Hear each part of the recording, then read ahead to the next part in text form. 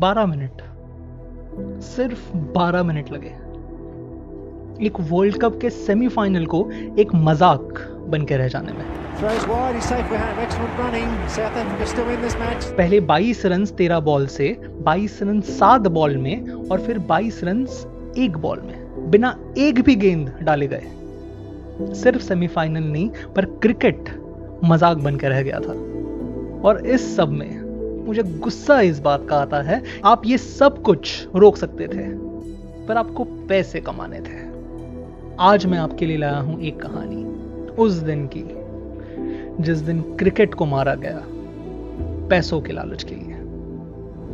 तो इस कहानी की शुरुआत होती है 1991 में। साउथ अफ्रीका, जिसे एपेथाइड लॉस की वजह से क्रिकेट से निकाल दिया गया था, वो 22 सालों बाद फिर लौट रहा था।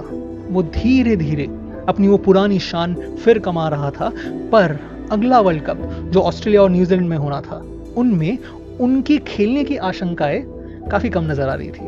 पहला कारण यह था कि वक्त ही बहुत कम बचा था, पर उसका मुख्य कारण यह था उस वक्त भी साउथ अफ्रीका में एपेथाइड लॉज हटाए नहीं गए थे। अगर आपको पता ना हो, एपेथाइड लॉज ये उन नियमों का नाम रखा गया था जो वहां के मूलभूत ब्लैक्स, मिक्स्ड रेसेस, पाकिस्तानी और इंडियंस के साथ भेदभाव करने के लिए बनाया गया था। आप साउथ अफ्रीका में रहते हुए किसी गोरे के साथ शादी नहीं कर सकते थे, आप वोट नहीं डाल सकते थे और आपको आपके जात के लिए आखी गई एक जमीन के टुकड़े पे अपनी पूरी जिंदगी निकालनी पड़ती। For not often appreciated in Britain is the fact that before the diamond and gold industries started the influx of coloured labour, South Africa was a white man's country. There the white man is the native, not the black. पर African national Congress, वो party जिसके नेता थे Nelson Mandela, वो पूरी कोशिश कर रहे थे कि साउथ अफ्रीकन क्रिकेट टीम इस बार वर्ल्ड कप में खेल पाए। और आईसीसी ने मंजूरी दी, पर एक शर्त पे। उनका कहना था कि जल्दी होने वाले एपेथाइड लॉस के अगेंस्ट इलेक्शन में वो सारे नियम्स हटा दिए जाने चाहिए। अब इस शर्त का एक ही प्रॉब्लम था कि ये इलेक्शंस ठीक वर्ल्ड कप के बीचों बीच होने थे। सो दोनों पार्टीज एक कॉम्प्रोमाइज पे आए। साउथ अफ्रीका इस बार इस वर्ल्ड कप में भाग ले पाएगी, पर अगर इलेक्शन में एपेथाइड लॉस को ना हटाया गया तो साउथ अफ्रीकन टीम्स को बीच टूर्नामेंट घर भेज दिया जाएगा। 22 साल क्रिकेट के बाहर रहने के बाद साउथ अफ्रीकन प्लेयर्स को अपने जिंदगी के कुछ आखिरी इंटरनेशनल गेम्स खेलने मिलने वाले थे। कोई प्रेशर की बात है कि नहीं? This could be our last game. We could have to go back home. So we just kind of played and enjoyed every single day. उनकी ओपनिंग मैच में उन्होंने डिफेंडिंग चैंपियंस ऑस्ट्रेलिया को मात दी। आगे के पूरे टूर्नामेंट में शानदार बल्लेबाजी और बेहतरीन फील्डिंग के जोर पे साउथ अफ्रीका सबके अपेक्षाओं से परे सेमीफाइनल्स में जा पहुंची थी। पर उनको ये सेमीफाइनल्स खेलने मिलेगी कि नहीं, इसका नतीजा लगना था उनके घर पे हो रहे इलेक्शन में। और वहां 68.72% पीपल ने हां कहा ये सारे नियम हटा देने में।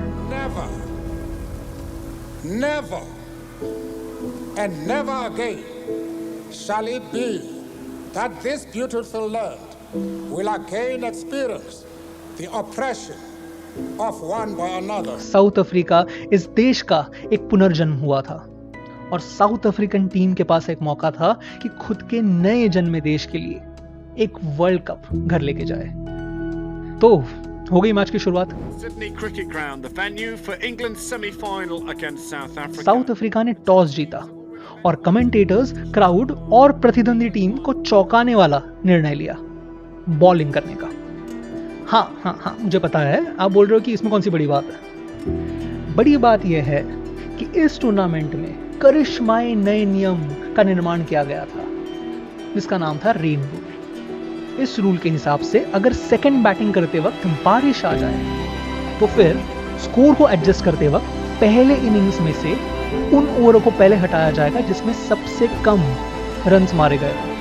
उदाहरण लीजिए कि अगर पहले 50 ओवर्स में 10 मेडन्स डाले गए और दूसरे इनिंग्स में अचानक बारिश की वजह से मैच 40 ओवर की होगी तो पहले उन 10 मेडन्स को कम किया जाएगा, यानी टारगेट वही रहेगा बट स्कोर करना होगा 40 ओवर। इस पूरे वर्ल्ड कप में एक के बाद एक मैच खराब करने का काम इस रूल ने काफी बढ़िया तरीके से किया था। इसका सबसे बर्बाद उदाहरण इंग्लैंड बनाम पाकिस्तान के मैच में हुआ। इंग्लैंड ने पाकिस्तान को 74 रन्स में ऑल आउट किया। मतलब इंग्लैंड को 50 ओवर्स में 74 रन्स बनाने थे, पर हो गई बारिश। 3 घंटे के लिए बारिश हुई, स्कोर रिवाइज किया गया, तब इंग्लैंड को 64 रन्स बनाने थे 16 ओवर्स में। अब वो बात अलग है कि मैच पूरी तरह वॉश ऑफ हो गई, बट यही बकवास इस पूरे टूर्नामेंट में बार बार देखी जा रही थी। टीमें इस रूल से दूर भाग रही थी, मानो नियम नहीं कोई बीमारी हो। पर साउथ अफ्रीकन कैप्टन ने टॉस जीतकर बॉलिंग करने का निर्णय लिया। जब उनसे इसका कारण पूछा गया,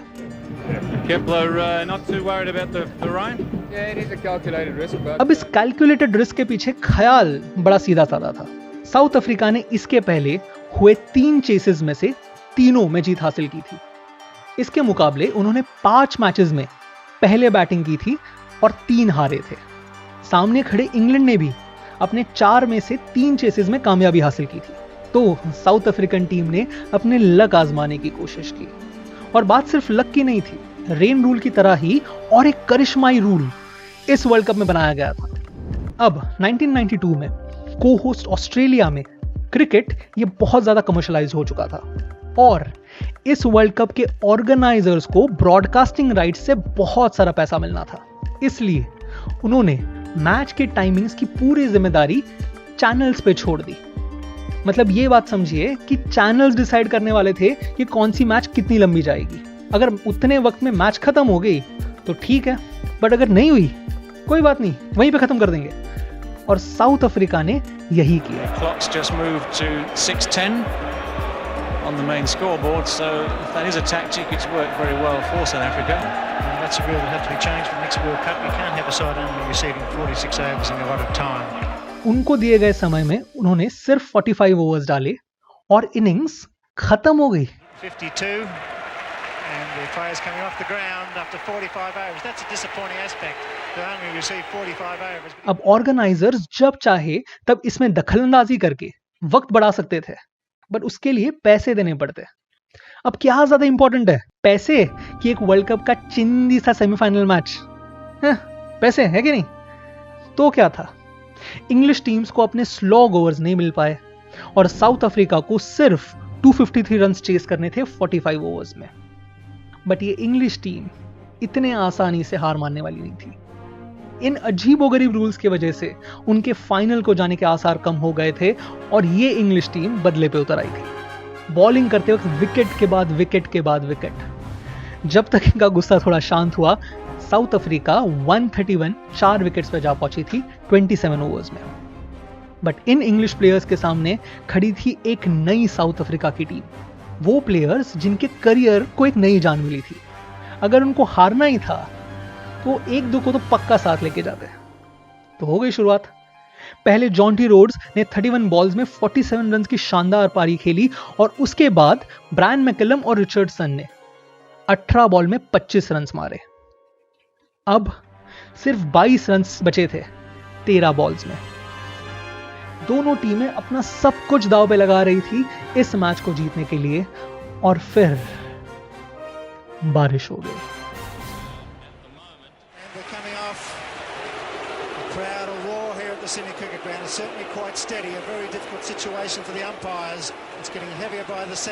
साउथ अफ्रीकन प्लेयर्स धीरे धीरे पेविलियन की तरफ लौट रहे थे, मानो पिच छोड़ना उनसे मंजूर ना हो, और पूरी दुनिया टीवी पर आंख टिकाए बैठी थी, आशा करते हुए कि सारे प्लेयर्स जल्द से जल्द लौटे और मैच फिर शुरू करें। ऐसी मैच का निर्णय पिच पे ही होना चाहिए, है कि नहीं? पर ब्रॉडकास्टिंग चैनल का कुछ और मानना था। उनको एक डेडलाइन मिली थी भाई, रात को 10:10 तक मैच खत्म ही होनी चाहिए। आप कुछ भी कीजिए। अब कंपटीशन रूल्स में एक एक्स्ट्रा रिजर्व डे रखा गया था। इसको इस्तेमाल करने की सारी शर्तें भले ही पूरी ना हुई हो, पर इस मैच को इतनी बकवास तरीके से खत्म करने के बजाय वो अपील कर सकते थे कि यहाँ पे एक्सेप्शन लिया जाए। पर ऑर्गेनाइजर नहीं, ब्रॉडकास्टर ने साफ मना कर दिया। It's quite ludicrous that the captain of a team in the semi-finals should have to worry about such an imponderable. Can one forgive those that invented these rules for spoiling a world event? तो फिर क्या था? Rain rule को apply कर दिया गया। England के लिए सबसे कम मारे गए ओवर्स, मतलब वो 2 मेडन ओवर्स अब साउथ अफ्रीका के गले पड़ने वाली थी। और जैसे मानो जले पे नमक छिड़क रहे हो, ये जानकारी गलत पहुंचाई गई। दर्शकों को और प्लेयर्स को यह बताया गया कि उनको 7 गेंदें मिलेंगी। साउथ अफ्रीकन प्लेयर्स झट से फील्ड पे आ रहे थे, भले ही मुश्किल हो पर मौका तो है। और तभी उनको यह बताया गया उनके पास सिर्फ 1 गेंद बची थी। 1 गेंद 22 रन मारने के लिए। सारे दर्शकों में हाहाकार मच गया। पिच पे खड़े साउथ अफ्रीकन बैट्समैन सिर्फ एक दूसरे को घूरे जा रहे थे। अरे यहां तक कि वो इंग्लिश कैप्टन भी अंपायर के साथ झगड़ रहा था इस बकवास रूल को लेकर। पर इससे कुछ भी फर्क नहीं पड़ना था। ब्रॉडकास्टिंग चैनल निर्णय ले चुका था। इन दर्शकों के शोर के बीच मैकमिलन ने चुपचाप आखिरी बॉल खेली। एक मायूस साउथ अफ्रीका और उतनी ही मायूस इंग्लिश टीम चुपचाप पेविलियन की तरफ लौट गई। उनके पीछे क्लॉक अभी भी 10:08 दिखा रहा था, चैनल के डेडलाइन से 2 मिनट दूर। डेडलाइन को पूरी तरह से फॉलो किया गया था और क्रिकेट को बलि चढ़ा दिया गया। इस सब के बावजूद साउथ अफ्रीकन टीम ने शानदार स्पोर्ट्समैनशिप का प्रदर्शन करते वक्त बाहर आकर इंग्लिश प्लेयर्स के साथ हाथ मिलाए। उसके बाद साउथ अफ्रीकन प्लेयर्स ने दर्शकों का अभिनंदन करते हुए ग्राउंड का एक पूरा चक्कर मारा। वो मायूस थे हां, पर आखिर में उनका कहना था कि नियम है तो नियम है।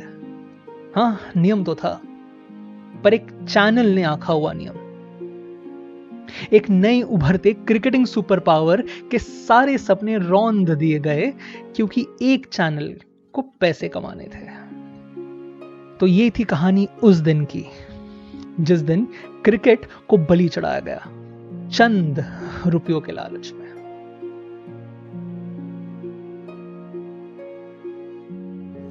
अगर आपको ये वीडियो पसंद आया हो, kindly like, share and subscribe करें।